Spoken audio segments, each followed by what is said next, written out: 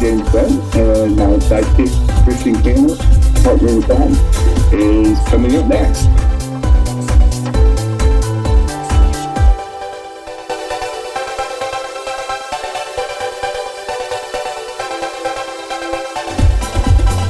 Hey everyone, I'm Jen's sidekick. Welcome to Two Queers in a Truck. Hi y'all. See you soon.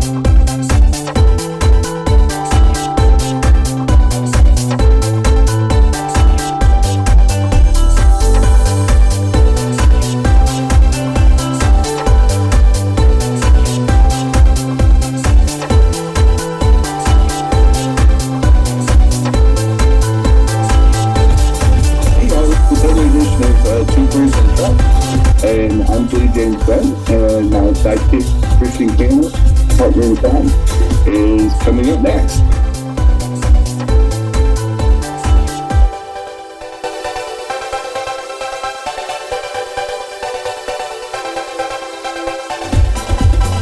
Hey everyone, I'm Jen's sidekick. Welcome to Two Queers in a Truck.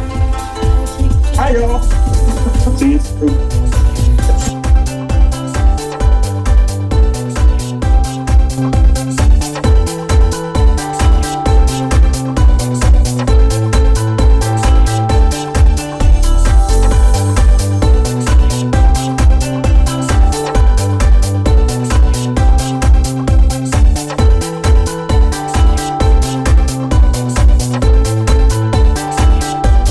Good morning, everybody. It is Two Queers in a Truck time with Christian and Jenny.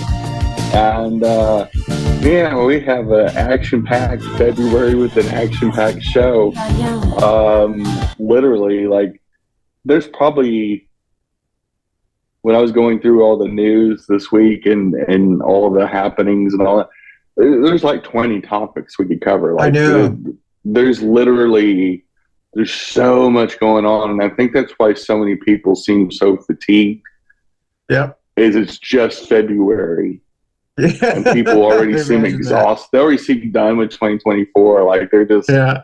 I've seen so many posts, especially the last couple weeks since Valentine's and stuff like that, of people just saying, "I'm done. I'm done." Yeah. You know, speed me up to January 1st of 2025, and you know, you got people trying to criminalize homelessness. You're seeing, you know, wars and government shutdowns, and there's just so much going on. People's bandwidth.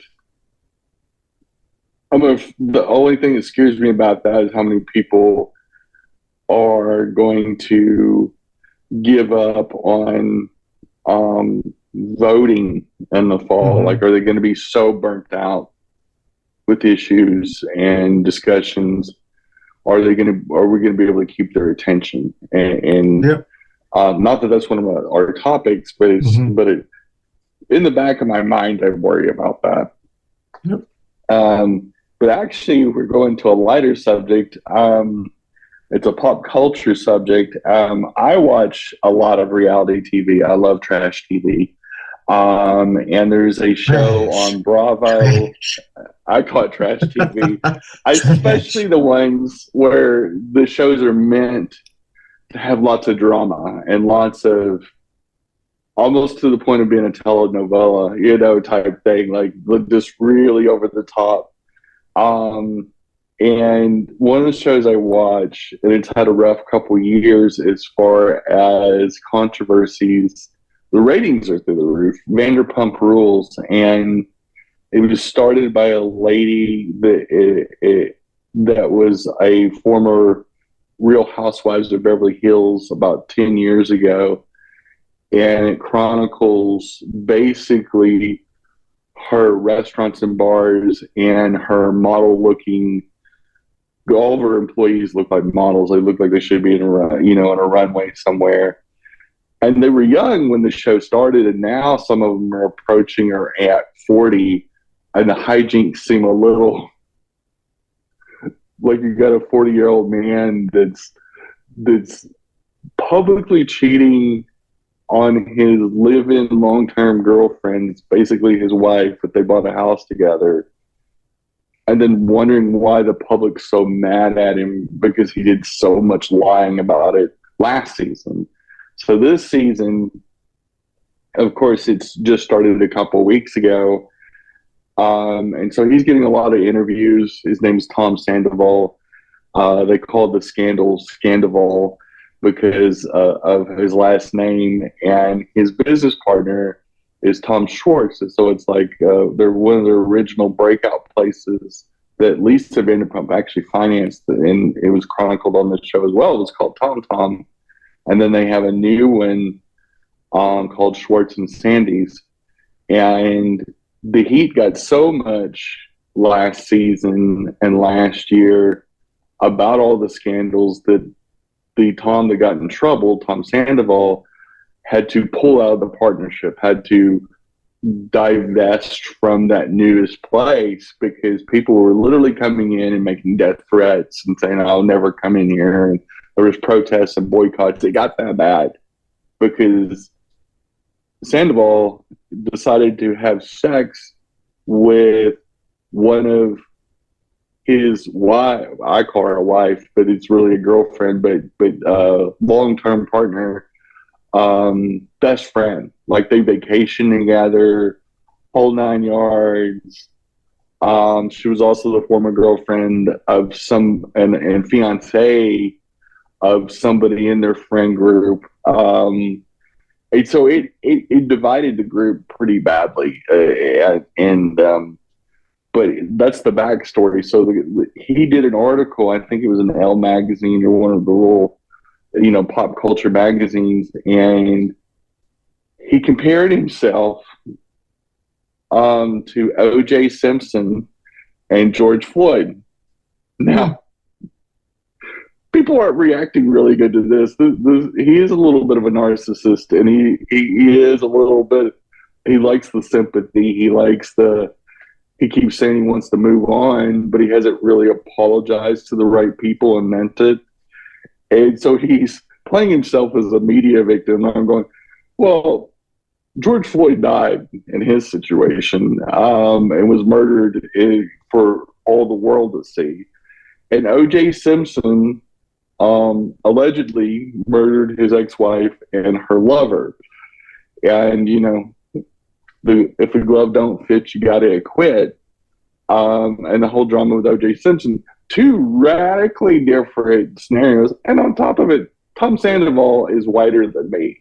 So we're not talking about, like, he's not black. So he's not a person of color. He has a glossy, privileged, white privileged life. He's been on a network TV show for 10 years and just he has a band that tours. He's living the 40-year-old rock star dreams, literally.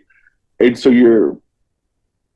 I'm having a tough time seeing the parallels, and the internet and the social medias are not having it either. Like they're going, dude, like how do you and the reason I talk about this on the show is not because we do a lot of pop culture stuff on here, but just culture in general and tone deafness of some people. Like, we see this with Republicans. We see this with Nikki Haley saying, well, Civil War wasn't really about slavery.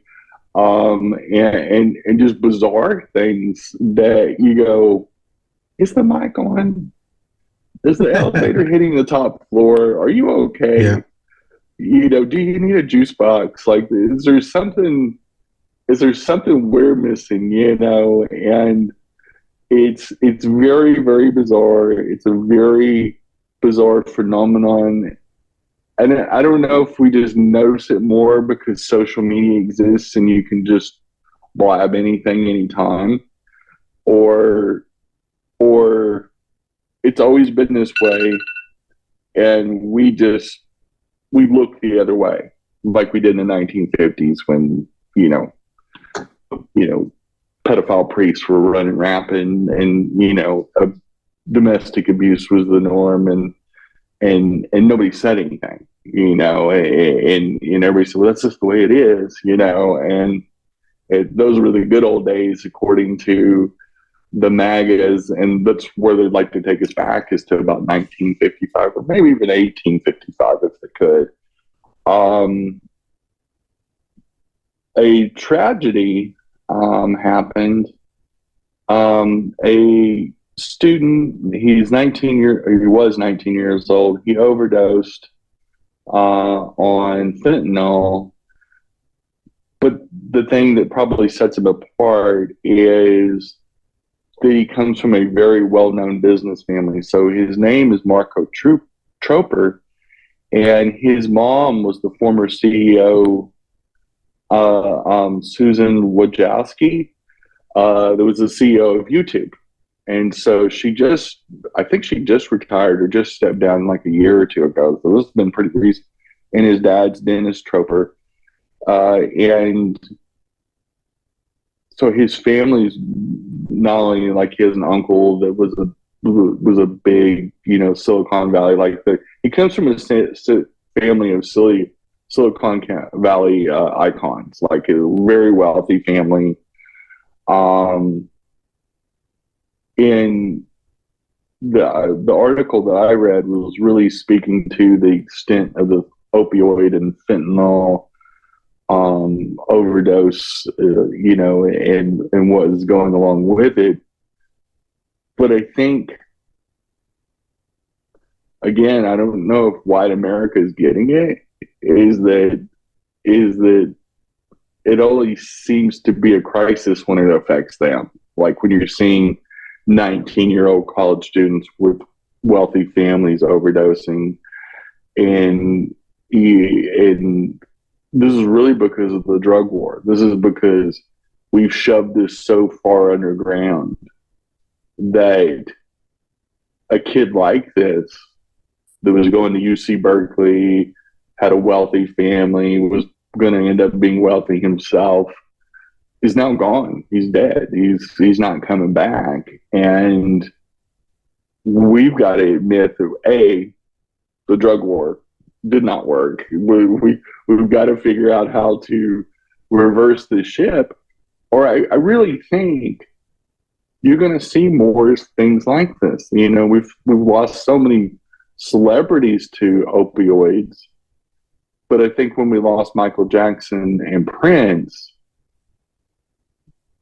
and there's no other way of saying this, I think because they were black and they were black men, it wasn't that big of a deal.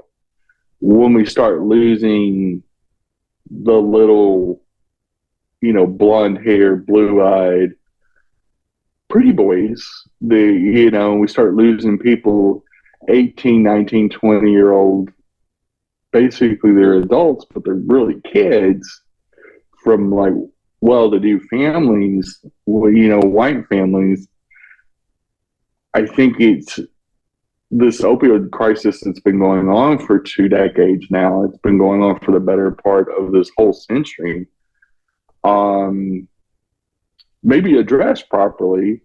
It's sad that it has to sacrifice anybody. Like, Prince shouldn't have died. Michael Jackson shouldn't have died of that. Nobody should have died of an overdose, considering, the Narcan and all the anti-overdose medicines. And honestly, if we took an educational and how do we land this plane without either people facing jail time or going to rehab. How do we land this plane? How do we live with this epidemic? Because it's not going to go away. People have been using opium for 5,000-6,000 years. Opioids are very popular painkillers. They're very popular,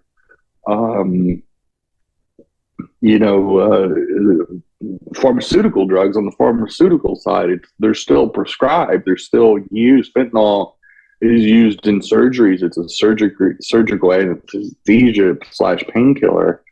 This isn't something that is foreign to the medical community. We know how to control fentanyl in a clinical sense. Why aren't we addressing this as a medical problem instead of versus we got to fight the war on drugs, we got to go bomb Mexico, we got to stop all the Chinese coming over the southern border, like that's going to solve anything. But the reality is that fentanyl is here to stay, just like all the other opioids are here to stay. It's a huge market in the pharmaceutical realm. People use this for proper reasons. It's the misuse is the problem, the non-clinical version, the party version, the black market version. But if you didn't have a black market, if you said, let's land this plane safely and do harm reduction, you wouldn't see young people like this Marco kid from California. You probably wouldn't see as many overdoses. We probably wouldn't have lost Prince. We probably wouldn't have lost Michael Jackson or Heath Ledger. And we've got to do better. We are up against our first break, and we'll be back with some more Two Queers in the Truck. Hey guys, I've got a special product out, and we've got a store under the name blueappliedtech.com, and you can go on our Etsy store, you can go on our social media, and you can check out our merchandise. We have some amazing snowflake Trump mugshot ornaments. We have mugs, we have pillow covers, we have a lot of cute stuff for the holiday season that you can buy. And it's great fun, and it goes to a good cause. It goes to my company, and it's helping us out getting started. And also, who doesn't want a historic snowflake Trump ornament? Exactly. Here, that's funny. What's the name of it again? And the name of the company is Blue, like the color blue, applied APPLIED Tech. Like technology. Blue Applied Tech. Ah, cool. And so you can look us up. We have a website, but our store is on Etsy, and a lot of people use Etsy for different types of gifts. They are assembled in the United States, so it creates American jobs, and most of all, it's a lot of fun, and they're not expensive. Cool. So, Blue Applied Tech. Got it. Correct. Come seek us out and buy some gifts. Cool. Hey everybody, you can catch us on your favorite audio podcast platform, Spotify, and all Apple Store, the Google machine, and whoever else does podcasts. We're on there. We broke in and we're staying. So enjoy the Two Queers in the Truck on your favorite audio podcast platform. Thanks for listening or watching. Bye-bye. Happy Pride. And the next topic is interesting. So we've heard a lot about anti-vaxxers, and the anti-vax movement has been going on for a while, even before COVID. But that movement really got co-opted by the anti-mask, Moms for Liberty. I want to fight against public schools. And, as with public schools, you got to get a certain amount of shots at certain ages before you're let into the schools, unless there's a religious exemption or whatever. But that's been abused so much that now in near Fort Lauderdale, Florida, at Manatee Bay Elementary School, they've had a massive measles outbreak. And measles outbreaks have started happening in the United States again. after them being declared gone, or the measles gone out of the school system for like decades, and now that it's happening again. But the school vaccination rate is 89%. That means 1 out of 10 kids in that school, or it comes up to be about 114 kids, aren't vaccinated. And so it's very easy to get measles or rubella if you're not vaccinated. And it is that, you know, that virus is airborne. It's very easy to get. And if, you know, and kids, they touch everything. You know, they rub their noses, they touch stuff. You know, they don't always wash their heads after they go to the bathroom. They're kids. This is the elementary school. And so they don't have exact numbers on how many kids are going to be affected by the outbreak. But not only does it expose the vaccinated kids, even though the MMR 97% of the time does not allow you to contract the measles, the unvaccinated kids, or the 114 students that are going to this public school, they're all completely exposed to this. There is no natural immunity to the measles, and it's something that still will affect especially young human beings, and has a 3 in 1,000 mortality rate, which is not super high, but you know, it's the measles, it's preventable, you know. Yeah. And you know, MMR you know, shot is painless, low, you know, low or no side effects, and just it's really wild.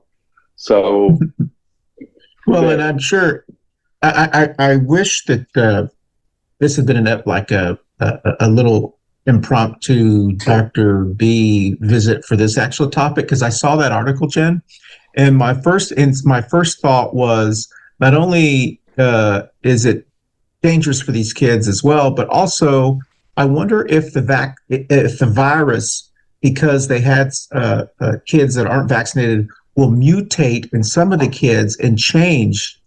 You know, I don't know how that works with measles, but you would think that the virus's job is to live.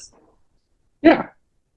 So it's going to do. So I wonder if it would mutate amongst the kids, because the job is to look for people it can live on. Yeah. Now, do I sound like a conspiracy person? Well, I mean, you know, and it's a fairly contagious virus if it hits a large population like a school, and this school has 1,067 kids, and you got the Florida conspiracy anti-vax nuts that are down there. I mean, this is the birthplace of Moms for Liberty. This is the birthplace for so many chicanery and kookery. Mm-hmm. Do you not run into the vicious cycle, or the problem that this has gone too far? It's really one of the big, you know, in an unrelated story, but it was still Florida. You know, a lot of people, these extremist things that have started in Florida, like Don't Say Gay and all this, has started to backfire. And it started to backfire in the school system, where they're going, we literally we don't have any books on the shelf because we're so afraid of it being flagged as objectionable. And that actually Republicans are now saying you got to pay $100 fee to object to a book. They're trying to, it's in the Florida Congress now, to try to slow this down. I'm going, yeah, but you guys are the ones that put this in motion. You guys are the ones that wanted to have Nazi book burnings literally in 2023 and 2024. And now you're realizing why it wasn't a good idea in 1939 Germany, and it's not a good idea in modern America. And it's really a stupid fucking idea that you know, the fact that you think books are going to turn somebody gay, when just being gay is what's going to make somebody gay, and not owning the real issue. and running with some kind of fear porn 24 hours a day, saying that, oh my gosh, books are going to make kids gay. That's why so many are coming out. I said, no, kids aren't coming out younger because of books or cartoons or anything. They're coming out because we have this thing called the interwebs, and we have the social media, and they can actually see people like them, and with the same feelings, and they can read the same discussions in a safe place. And these discussions are now more mainstream, where they always should have been. Instead of shoving people in the closet where nobody should live. Big write-up in one of the big investment publications talking about the economics of the war in Europe and how it shoved European countries to doing business with the United States and investing into the United States and shifting away from buying things from Russia. And one of them is compressed natural gas. Of course, armaments. Many countries are upping their budget on weapons because out of fear of Russia. After they're done with the Ukraine, what are they going to do next? What is this unstable dictator in Russia, and then whoever their successor is, when or if Putin passes away, it doesn't look like they're going to bring another person in. It's going to be warm and fuzzy. And there's a real possibility that not only using the United States as a manufacturing base, but also investing into the United States because of our manufacturing capability. There's been over $500 billion worth of investments in the United States, especially in 2022 and 2023. And that's way up. It used to be China. It used to be the biggest investments in the world were going to China, and actually to a certain extent Germany. And now a lot of countries are betting on the United States because we're more stable, and obviously we have the military to fight people off. But quite frankly, we also have the natural resources. So there's huge changes in that. Buying American is becoming more popular. Putin found out how to buy Republicans. But we have, like, it's coming back into vogue. It wasn't just Sam Walton, the owner of Walmart and Sam's back in the 90s that pushed Buy America. It looks like it's coming back around, like all things do, and all things are cyclical. But clearly the United States is becoming a clear bet, a good bet for the world.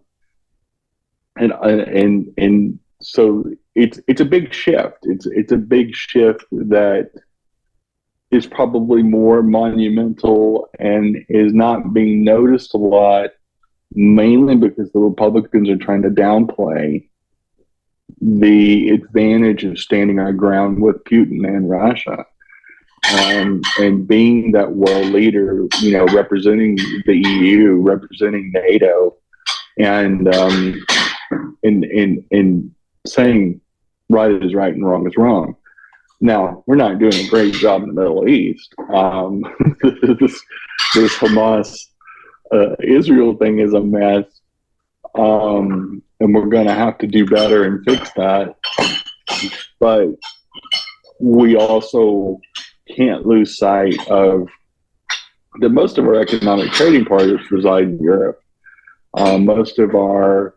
We have a lot of Americans that live in Europe. We have a vested interest in our common history, especially since the end of World War II, where we're kind of tied in the hip. We're invested deep into the EU, and the EU is deeply invested into the United States. And it's going to be big trouble if we don't keep honoring that, if we don't protect Europe. I mean, because we got troops in Europe, we have soldiers, and we will get in a direct conflict with Russia if they continue to invade other European countries. which is a strong possibility if they were to defeat the Ukraine. And as much as I don't like war, also don't want Putin waltzing through Europe like Hitler did in the 30s and early 40s until we finally woke up and stood our ground and kept funding the wrong people. And so it's a quick reality check.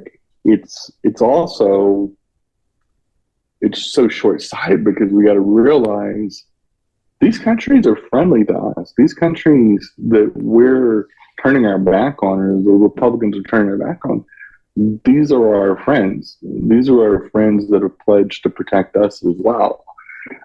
These aren't countries that we just built a relationship with. Some of these go back, 150, 200 years. And we have to realize what's at stake and foster that, or it's going to be too late fast. And I feel like we're at a critical time, and we're seeing the Republicans in the House just play games with that relationship and take it so much so even Republicans in our Senate are saying, why did you guys take 2 weeks off? Why did you go on vacation? We need to pass the budget. We need to pass these critical spending bills. But we're up against our second break, and we'll be back with some more Two Queers in a Truck. Hey, everyone. Thank you so much for watching us on Two Queers in a Truck. Don't forget, you can watch us anytime at your leisure on our video podcast platforms like Facebook and YouTube. But you can also listen to us, either this show or any of our past shows, on our audio podcast platforms like Apple, Amazon, Google, Spotify, and all of the other ones. So once again, thank you for watching Two Queers in a Truck. I hope you enjoy our show. And we are back.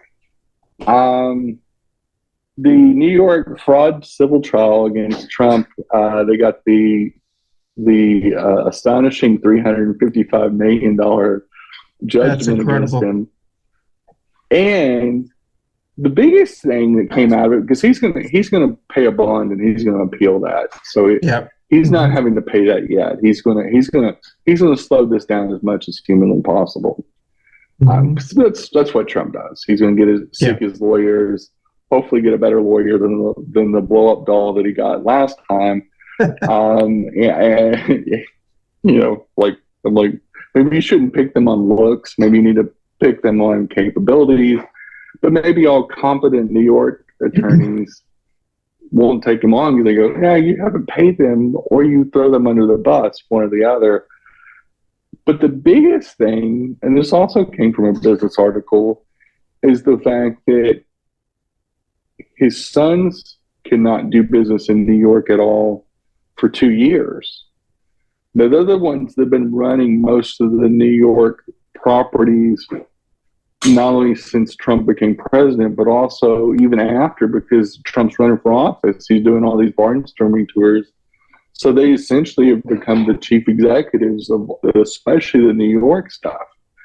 And the fact that they can't borrow money from a New York chartered bank. So if any bank, its original charter, which is a lot of banks, there's a lot of banks that people don't realize, maybe all over the country, but if it's chartered, its original charters in New York, they can't borrow from that bank anymore, which is the who's who of the banking industry. Like, there's some big mama jamas that originate and call New York City home. I mean, New York City is one of the financial centers of the entire planet. That's where most of our stock markets are, etc. They can't do business with any entity based there. So that was the most devastating, and that can't be relieved with a bond. So that clock started immediately. And Trump can't either, but Trump was already kind of pulled back and turned it over to his sons. But his sons, of course, they're the angriest. They're going, oh, he built New York City. Most of the skyline wouldn't be there if it wasn't for our daddy. They're going, no, that's not true. Like he built and bought a few buildings, but there wasn't like that skyline's been there a minute. Was before Trump may have been pooping in his diapers, but when he was a baby, not now, which he is now too. But like not to put too fine of a point on it, but literally, Trump is in big trouble with this deal because you're talking about of his $3 billion worth of assets, the majority of it, I mean, because Trump is a New Yorker, that's where he grew up, that's where he went to school. This is his home base. Just because he lives at a sleazy golf resort in a golf motel in southern Florida, he just went there because he knew he was going to get in big trouble in New York, and he didn't want to be, arrested every time he goes to grab a newspaper or something. And so he's living, we have, when you think about it, we have a former president that lives in this motel 24/7 because he has to, not because he wants to, not because it's fun. I'm sure it is fun, and the weather's probably great, but it's also because he has to, out of fear that he doesn't want to be in Washington, D.C., where he also owns golf resorts. He owns properties in New York and New Jersey. But the fact that he's so fucked up his New York business that he has to live like a fugitive. And that this guy used to be the president of the United States as recently as January of 2021 is, one, it's embarrassing. And two, it's people are going, he's on the Republican side are going, oh, he's a victim. The Biden crime family is targeting him. The Justice Department's targeting him. I'm like, no, he's been doing this for 50 years. It's just that now, when he ran for president and did so much evil and so much grifting, people are going, no, these days are over. We need to. He's been so problematic as a president and caused so much problems all over the country with all these crazy anti-LGBT, anti-trans bills. He's ruined the House of Representatives. This guy's not good for the country. He's not getting it. He's kind of like Tom Sandoval that I talked about in the first segment. The narcissism that I'm the victim, that everybody hates me, nobody likes me, and that woe is me. I'm like, nobody's going to feel sorry for you. You got a net worth of $3 billion in assets. It sounds like you're going to have a fire sale. And it is what it is. It's just you shouldn't have inflated the numbers and got more favorable terms. That's illegal. The judge ruled us so. It was super obvious. We're not shocked that this happened. I mean, the same guy created a fake university, is selling Trump gold and bought sneakers right now, and he's turned into the Saturday and Sunday morning, hurry. He's literally turned into P.T. Barnum. Hey, Jenny. Absolute embarrassment. Yeah. Hey, Jenny, I heard something that was really kind of a little hilarious. So I remember growing up when I grew up in Texas, and one of the biggest insults you could tell someone, especially when I lived in Dallas, one of the biggest insults to tell someone was that they were credit rich. And because when I was told that, when you tell someone that, basically it means they're living way above their means, and they're trying to keep up with the Joneses, and they give the perception that they're rich, but they're really just living off of credit cards and credit, which I don't know if that's good or bad, but that was the impression, as opposed to someone who actually has money in the bank, who can who can liquidate at any time. So there was a billionaire in New York that actually called when they were talking about, he's got $500 million of lawsuits that have been just on those lawsuits. $500 million, and he says he's this billionaire, and he's selling these shoes to raise money and all kinds of stuff. And he said that's what happens when you're credit rich, like Trump. Is he's going to find out how much money he actually doesn't have, but he's always lived way above, and he has so much debt that it's going to be hard for him to come up with these bonds, because I forgot how much he has to put, like so much percentage of the bonds. Yeah. And so I thought that was kind of hilarious, because when I was growing up, like I said, and in Dallas, when someone said, "Oh, they're credit rich," it was an insult. And the fact is, the billionaire in New York calls him, that's actually kind of an insult. So anyway, I just thought that was funny. Well, it is true is that, the Trump is very plastic banana. And it was one of the reasons he had to do the TV show, The Apprentice, was because when NBC approached him, he had lost his casino and all the really famous enterprises that he had. He'd really crashed pretty hard in the early 2000s and was an absolute failure. And he literally needed that TV show to fund his lifestyle. He literally had to have a TV show that did become wildly successful, was a top 10 TV show.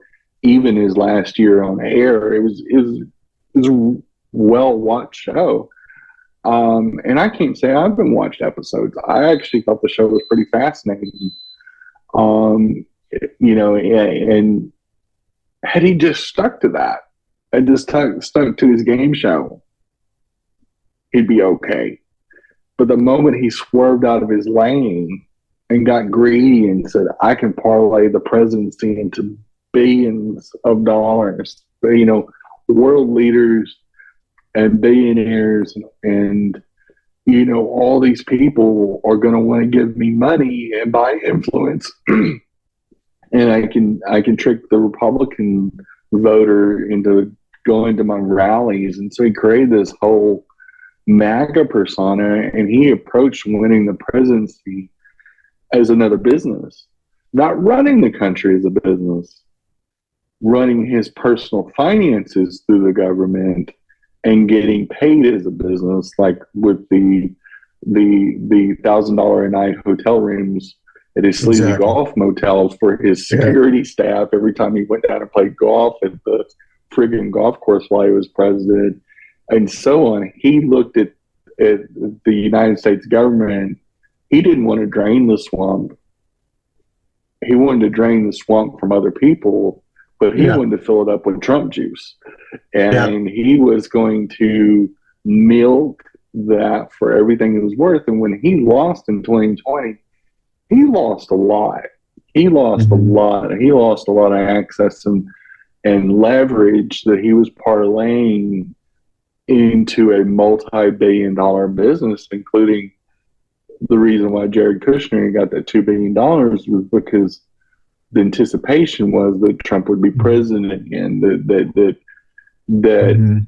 there's supposedly a codicil in that deal with the Saudis, the Saudi royal family, that he has to win in 2024 or Kushner has to pay the $2 billion back. And that's going to be interesting because I would imagine Kushner's already used some of that money. I would imagine it's not sitting in a bank somewhere, just accumulating interest. And, not to mention the ethics and optics of that. But real quick, the last topic was the fact that it was still on Trump anyway.